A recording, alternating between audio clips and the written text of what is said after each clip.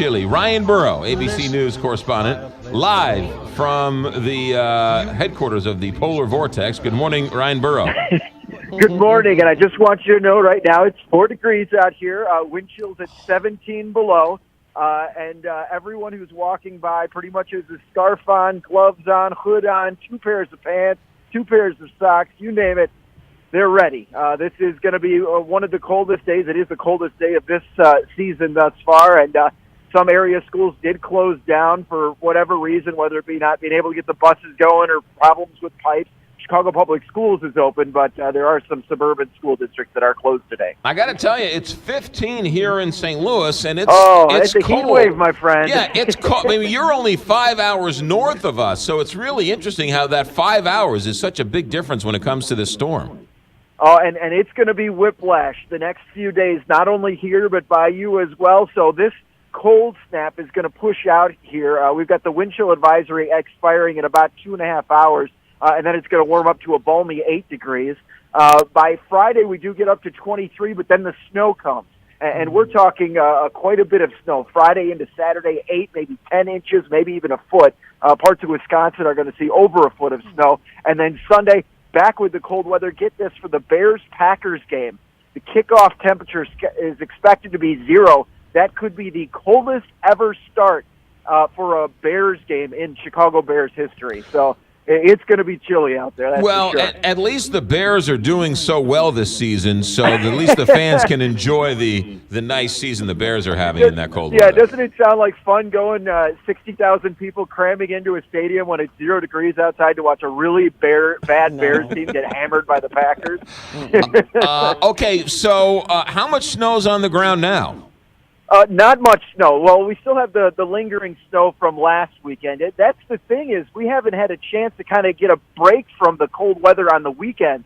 We had snow 2 weekends ago. We had significant snow last weekend as well. And now for a third consecutive weekend, a chance for maybe a foot of snow in some parts of the Midwest. So I have to tell you, from my perspective, haven't had a chance to get the Christmas lights out. It's just been miserable because every weekend has had so much snow, and we'll see what that means for holiday flights, because last weekend we saw 1,600 flights canceled across the U.S., 1,200 here in Chicago alone. And, you know, as we get closer and closer to Christmas, more and more people traveling could cause some nightmare scenarios for people traveling this weekend. Yeah, really no excuse for you not having any lights out. The weather.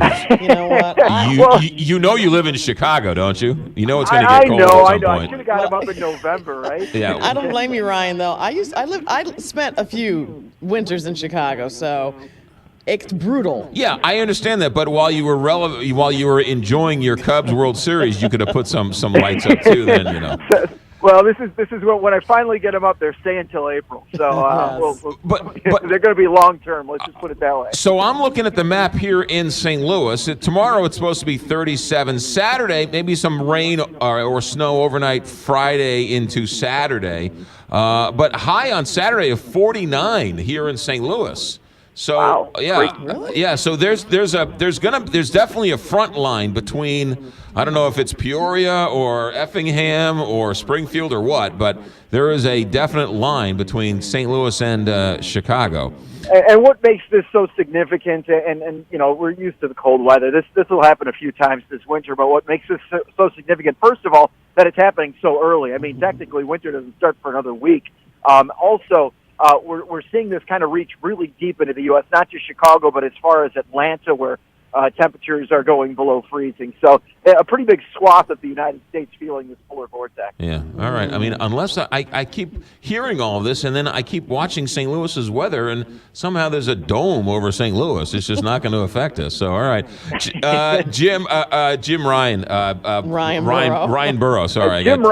Jim Ryan's roasting in Texas right now. Can I go inside? Yes, you can. Yes, go inside. All right, thank you, guys. You got it. Ryan Burrow. Ryan, it's radio. You should have been inside the whole time. I wanted to feel, be the part. Full effect. Okay. I wanted you to feel my lips shivering and see if I could actually make it through without my tongue freezing. That's why Jim Ryan is in Dallas and you're in Chicago, because he's smarter than you.